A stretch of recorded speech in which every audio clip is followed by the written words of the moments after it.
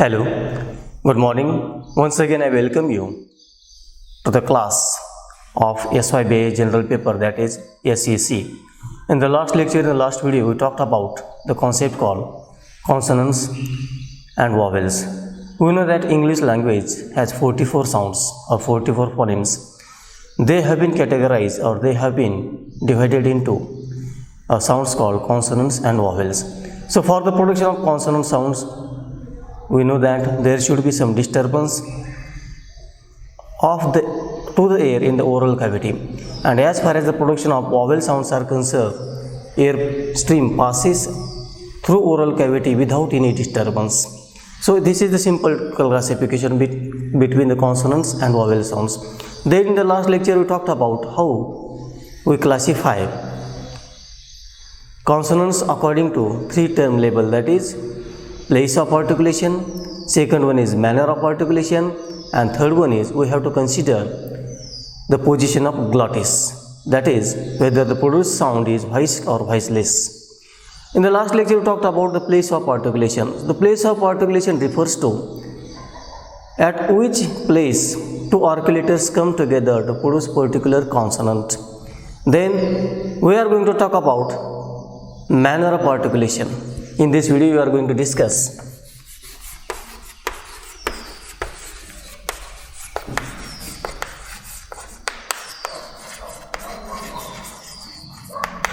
manner of articulation.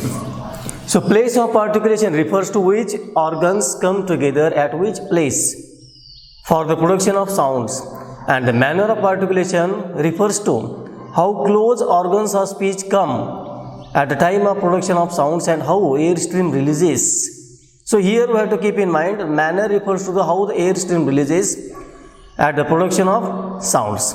So as far as the English language is concerned, there are different types of speech mechanism, or we can say the different mechanism takes place at the production of sounds. Now let us see what are the different types, what are the different categories that can be put into manner of articulation. The first one is stop. It is also called as plosive and stop, plosive and occlusive.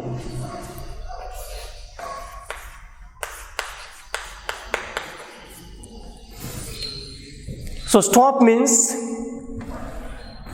air stream is completely blocked by organs of speech and it prohibits air stream to come out through the oral cavity or nasal cavity freely.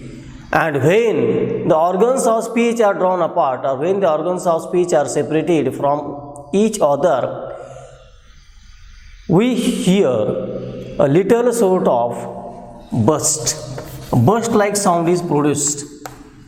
So three mechanism is there. First one is stop, second one is it is called occlusive, and third one is plosive. We have to keep in mind the organs of speech comes together and it blocks the air stream from coming out through the oral cavity or the nasal cavity. So that is why the word stop is referred. And when the air stream is blocked, it creates pressure behind the articulators. We know there are different types of articulator like tongue, teeth, soft palate, hard palate, teeth ridge. So these articulators, when the air stream is blocked by them, it creates pressure behind it, and when the articulators are separated from each other, when articulators are drawn apart, the air stream releases with a burst like sound.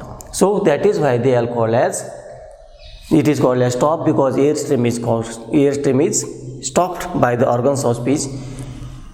It is also called as occlusive because the pressure of air stream is there behind the articulator. The articulators sense or feel the pressure of air stream, and they are called plosive because we hear the burst like sounds. So English has certain sounds which is called as plosive, or which plays the function of stop. For example, look at the sound P.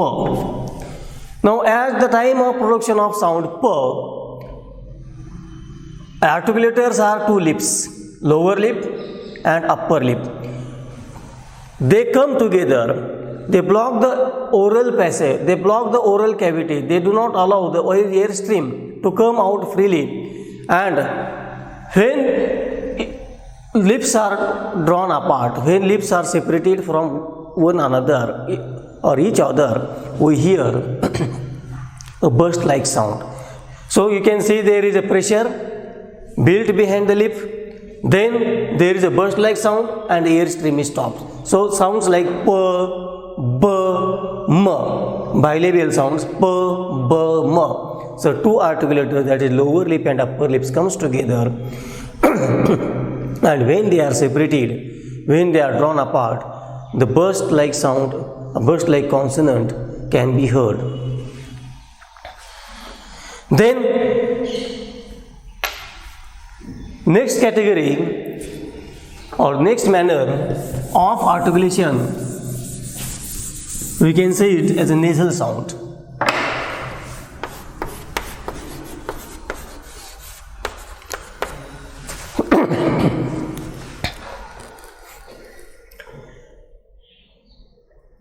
Out of 44 sounds, some sounds are nasal sounds and some sounds are oral sounds. So we know the difference between the oral sounds and we know the difference between the nasal sounds. For the production of oral sounds, there is a blockage at the nasal cavity and air stream passes through the oral cavity. But as far as the production of nasal sounds are concerned, the air stream passes through oral cavity and nasal cavity also. So what mechanism takes place, it is essential, it is important to understand. For the production of nasal sounds, soft palate,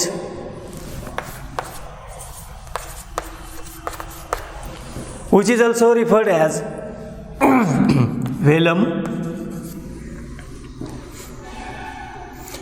it is raised. When it raises, soft velum or velum, it is lowered. When it lowered, it blocks the air stream to enter into the oral cavity and air stream passes through nasal cavity.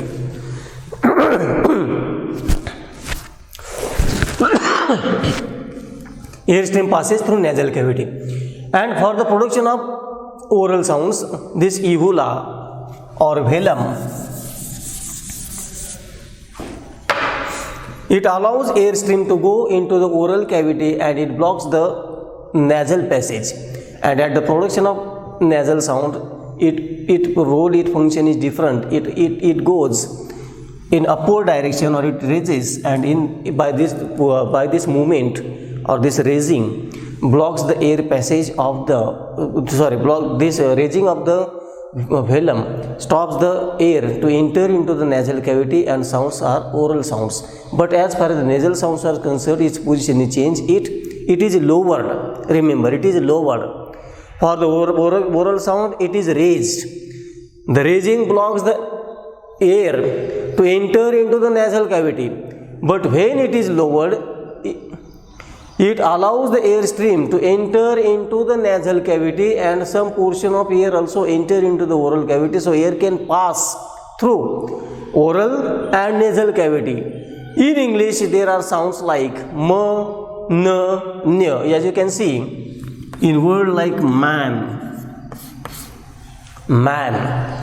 So air stream passes through nasal cavity for the production of sound like m, then n and ny.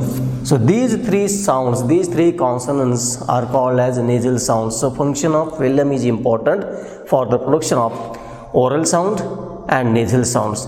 For the production of sounds, once again I would like to repeat, it is raised. For the production of oral sound, velum is raised, and for the production of nasal sound, velum is lowered. When it is lowered, it allows the air stream to go into the oral cavity and the nasal cavity, and when it is raised, it blocks the nasal cavity and air comes through the oral cavity. So remember the difference between the oral sound and nasal sound. In last lecture also we talked about nasal sound, that is during the consideration of place of articulation. So here you can see, for the production of sound like m, two lips are active articulator. Two lips comes together, the lower lip and upper lip, they block the air stream, and when they are released we hear plosive. So we have to keep in mind how the sounds can be, consonants can be classified, whether it is according to its place of articulation, according to its manner of articulation, whether the produced sound is voiceless or voice. As I told you, just 9 sounds are voiceless sounds and rest of the sounds are voice sounds. So nasal sounds, you may get a short note on what is nasal sound. So remember the role of phlegm is important. When phlegm is raised, it blocks air stream to enter into the nasal cavity and air stream passes through the oral cavity. And when phlegm is lowered, it allows air stream to enter into the both oral cavity and nasal cavity, and the sounds produced are called as nasal sounds. So English has 3 sounds like m, n and ny. They are called as nasal sounds. The next one is fricative.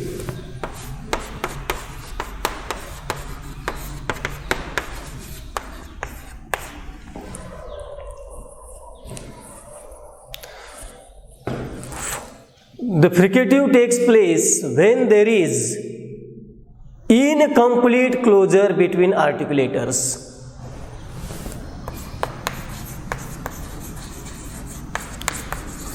Incomplete closure. Now look at the word incomplete closure. The two articulators come together but they do not come in contact with each other, and there is a passage, there is a narrow passage and air stream passes through that passage. That is why it is called as fricative. There is incomplete closure between the articulators, and this incomplete closure leaves a narrow passage and air stream passes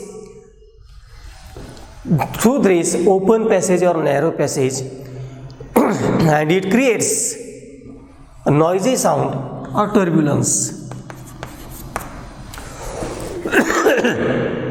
When there is incomplete closure, the pressure of the air that will go through a narrow passage or narrow opening, and that narrow opening will create a noisy sound, or we can hear turbulent sound. So English has certain sounds which are produced with such sort of incomplete closure or narrowing of the passage. So fricatives can be voiceless and voiced sounds. As I told you, as far as the classification of sounds into voice and voiceless, we have to remember the position of glottis. If glottis is wide apart, the air stream will pass without any disturbance. It will not vibrate vocal cords. But when glottis is closer, when glottis is narrowed, it will vibrate the vocal cords. So for the production of voice sounds, there will be the glottis will be wide apart, and for the production of voiced sounds, the glottis will come closer and the air stream will vibrate the vocal cords. So fricatives can be both voiced and voiceless. So we can see there are number of fricatives. For example, labiodental.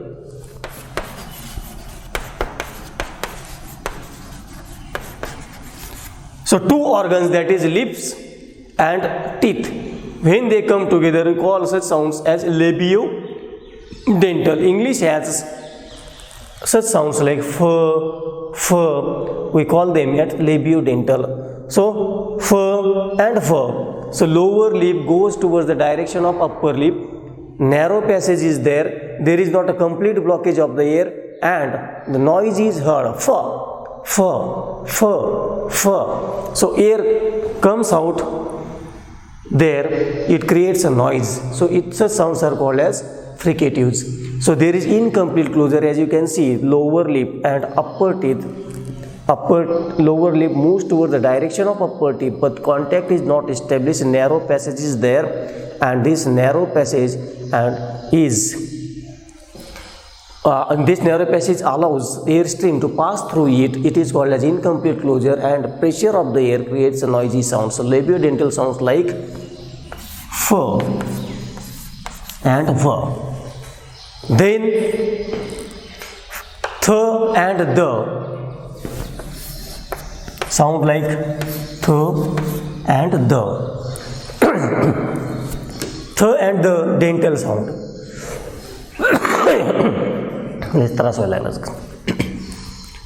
th and the dental sound.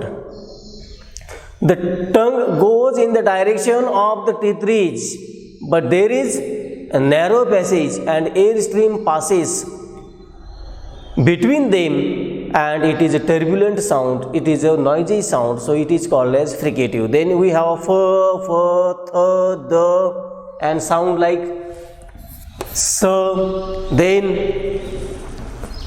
z as in vision, then sh. So these are fricative sounds like f, th, the, s, sh, z. They are called fricatives. So understand the concept called fricatives.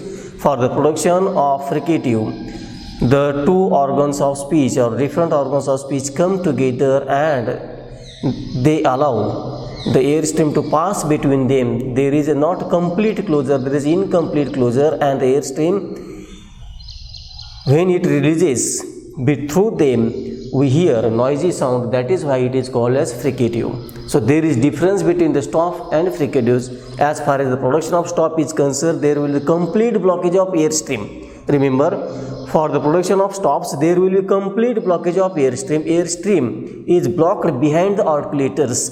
But in fricative, airstream is not blocked behind the articulators. There is a narrow opening, there is a passage, and airstream passes through them, through it, and we hear the turbulent sound or noisy sound. It is called as affricative. In the production of stop, airstream is blocked, then airstream creates a pressure behind the articulator. That is why they are called as occlusive.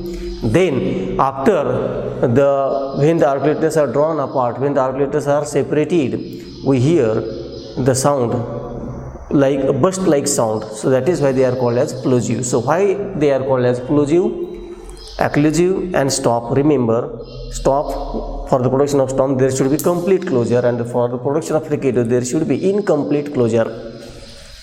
The next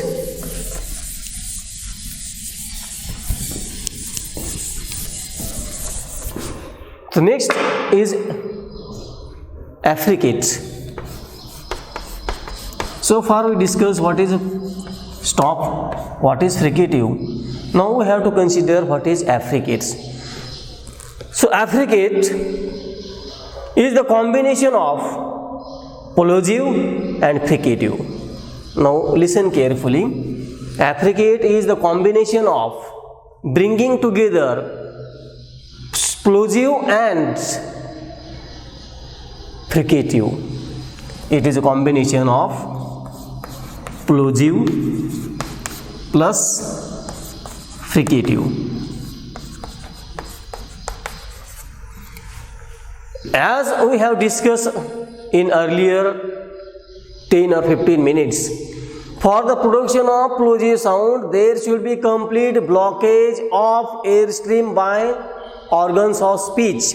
So airstream is blocked by the organs of speech, and for the production of fricative, there is incomplete closure. The airstream is not completely blocked by the articulators. When both comes together, the plosive and fricative, we call it as affricate.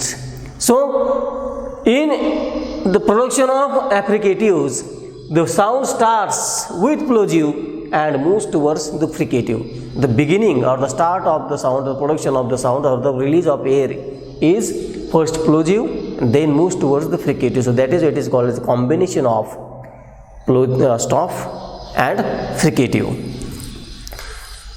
Affricate begins as a stop and release as fricative. So English has two affricate. They are ch and j. Ch and j. You can see the sound like ch and j. In our oral cavity, the tongue stops the air stream. Then after the first activity of stopping, then the sound is released with a narrow or incomplete closure. That is why it is called as affricate. So air stream is blocked by the tongue, and when at the time of release we can see there will be narrow passage between the articulator, that is tongue, and the you try to pronounce the sound like ch, ch and j. The tip of the tongue or the front of the tongue moves towards the direction of roof of the oral cavity. Ch, j. It touches the teeth ridge, it touches the palate. So sounds like church, church, or judge. Judge. Initially air stream is blocked, and at the time of release there will be narrow passage. So that is what is called as a combination of both stop and fricative.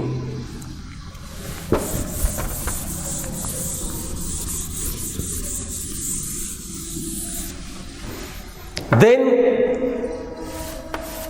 next one is lateral. The tongue blocks.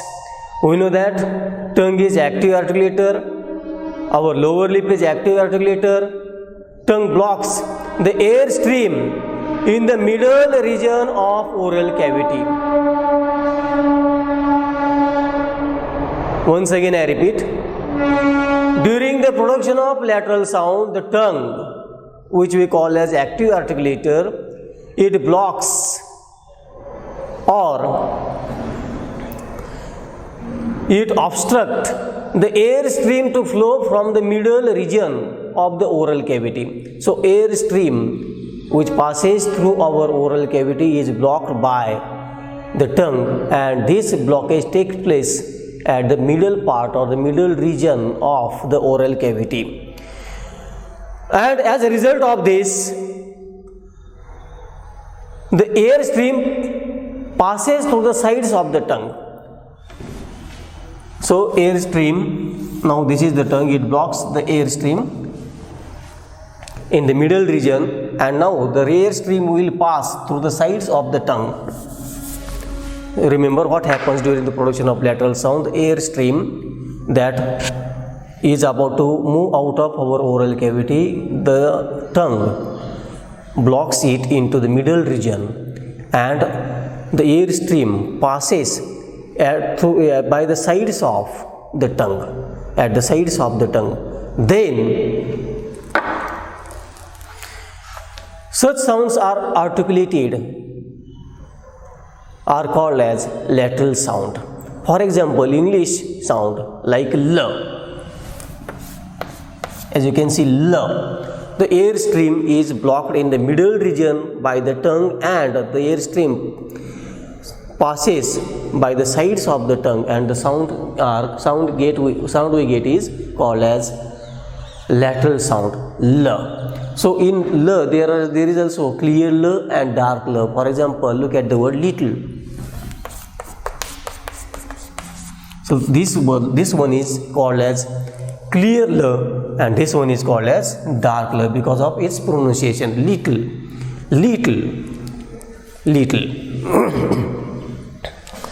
Then next one is rhotic. This R-like sound in English, it is also called as, according to Mann place of articulation, we call it as retroflex. This r like sound in English is called as rhotic.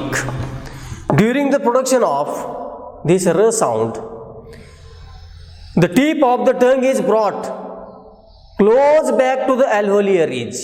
Now you can see the tongue is active articulator and it goes towards the alveolar ridge or teeth ridge, and the rims of the tongue touch the sides of the upper teeth.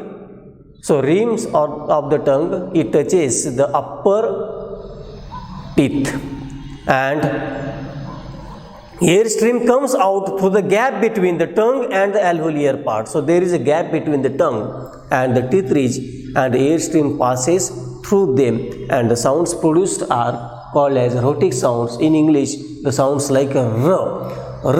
Now you can try to you try to pronounce it yourself, and you will see what happens, how the air stream is blocked by the tongue, and in which direction air stream goes, and how the air stream passes between them, and we get the sound is r.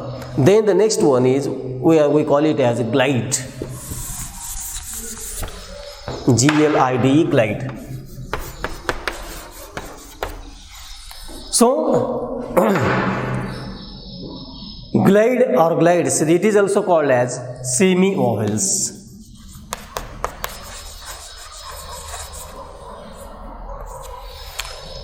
As I told you, or you know that for the production of vowels, the air stream comes out through our oral cavity without any obstruction. Air stream is not obstructed. Now semi-vowels are the consonants which are produced or pronounced like vowel sounds, because there is less obstruction. There is obstruction, but it is less. There is not a complete obstruction. There is not obstructions like the other consonants when they are produced. So there will be less obstructions, and that is why such sounds are called as a glide or semi-vowels. They are most vowel-like consonants. As I told you, for the vowel there is no obstruction in the oral cavity, and for the production of some consonants there is also less obstructions in the oral cavity. That is why they are called as semi-vowels. So they experience the lowest obstruction. During the production of glides, one articulator, we know that active articulator and passive articulator is there for the production of sounds. For the production of glides, for the production of any sounds, active articulator always changes its position, always changes its direction, and it goes or it moves towards or it tries to reach the passive articulator. So in the glides, for the production of glides, active articulator goes towards or moves towards the passive articulator, but it does not reach the passive articulator. Remember, active articulator goes in the direction, moves towards the passive articulator, but passage is between them. There is a gap between them. The active articulator does not touch, active articulator does not reach the passive articulator. English language has two semi-vowels. They are y and w. Y and w. You can see the articulator, active articulator, moves towards the passive articulator at the time of production of sounds like y and w, but they do not touch one another or each other. The gap is between them. They do not come in contact, and their sounds or the air stream passes through them. There is less disturbance, there is less obstruction, the closure is not, there is not a complete or a closure, and air stream can come out through oral cavity freely like vowel sounds. That is why they are called as semi-vowels. Y and O are two consonants which are placed into a category called semi-vowels.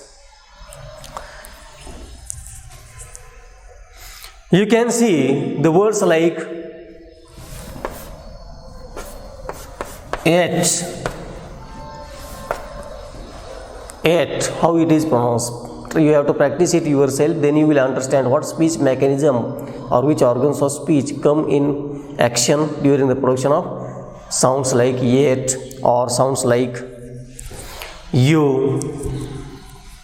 So we have to keep in mind these things. So as far as the manner of articulation is concerned, remember rule of stop, how airstream is blocked behind the articulators and how airstream is released. Then we talked about nasal sounds. In nasal sounds we have to keep in mind the role of phlegm, how phlegm is lowered and how phlegm is raised. When phlegm is raised we get the oral sounds, and when phlegm is lowered we get the nasal sounds. Then we talked about fricatives.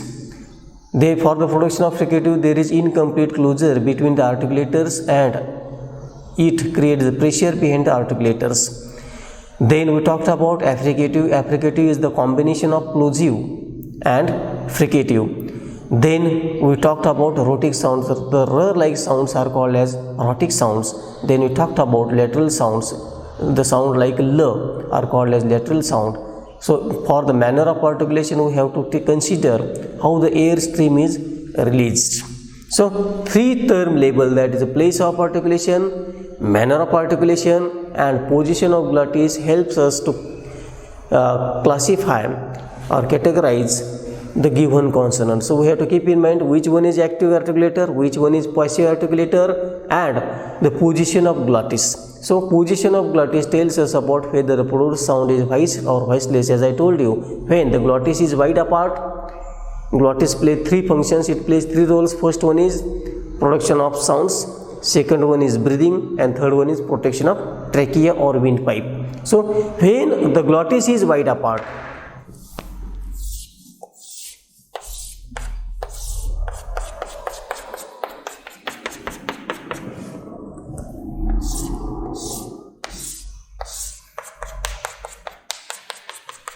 as you can see here, this is called as glottis.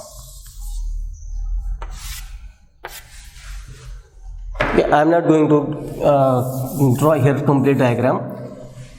So it is always in horizontal position. Many times I have told you, and here you have to remember that this is called, this wide opening is called as glottis, and these are the vocal cords. So it is wide apart, and where air stream passes through it, it will not vibrate these vocal cords, and when there is no vibration at the vocal cord, the sounds are called as voiceless sound.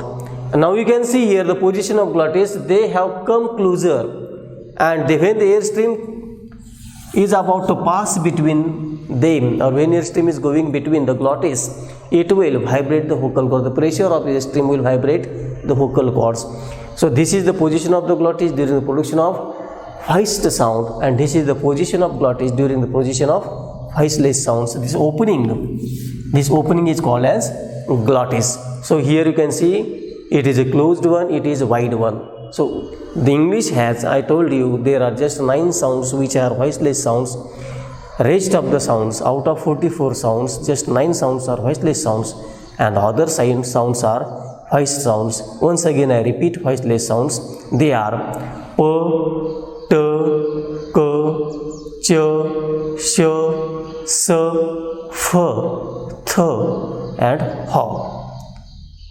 Remember p, t, k, ch, sh, s, f, th, h. These sounds are voiceless sounds, and position of glottis is like this. And for the production of the voiced sound, the position of glottis will be like this. The glottis will come together and it will vibrate the vocal cords. If you put your 2 fingers here at the neck region, you will realize which sounds are voiced and which sound is voiceless. During the articulation of voiced sound, there will be vibration will be felt by our fingers. And for the production, during the production of voiceless sounds, there will be no vibration. Thank you very much.